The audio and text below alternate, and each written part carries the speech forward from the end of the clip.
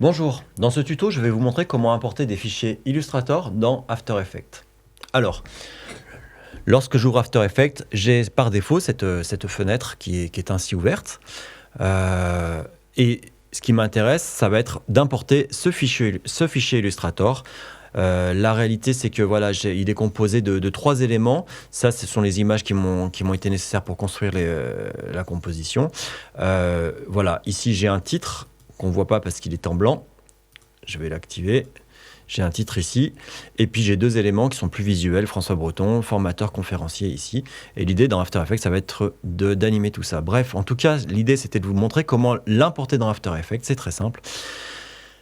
Dans After Effects, ici dans la fenêtre projet, qui est pour l'instant complètement vierge, double-clic, ça m'ouvre la fenêtre et ça m'ouvre une fenêtre dans laquelle je vais aller chercher mon fichier. Donc bon, j'étais directement ouvert dessus.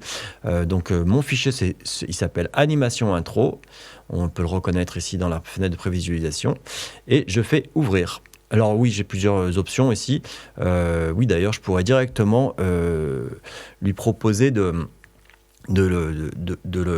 l'importer en composition conservant la taille des calques. Je vais cliquer ça, mais de toute façon, il va me reposer la question. Ah non. Je vais la refaire pour vous montrer comment ça marche. Alors,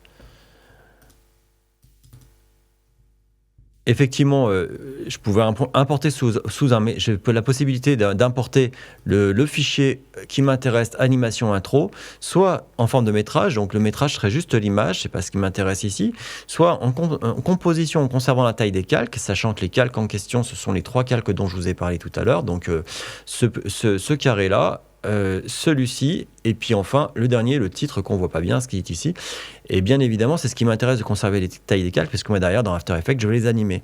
Sinon, la dernière option, c'est de la composition. Mais à ce moment-là, les calques font la taille du document et je peux pas faire grand-chose non plus avec. Donc c'est bien cette option que pour moi, qui est l'intention d'animer tout ça, j'ai besoin d'activer. Je fais ouvrir et à ce moment-là, After Effects me crée tout simplement une composition dans laquelle je vais retrouver mes différents éléments. Donc on voit mon texte et puis mes deux carrés que je vais animer.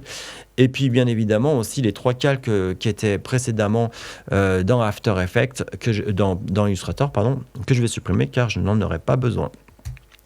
Eh bien écoutez, j'espère que cette vidéo vous a été utile. Je vous souhaite une bonne après-midi, une bonne journée et à bientôt.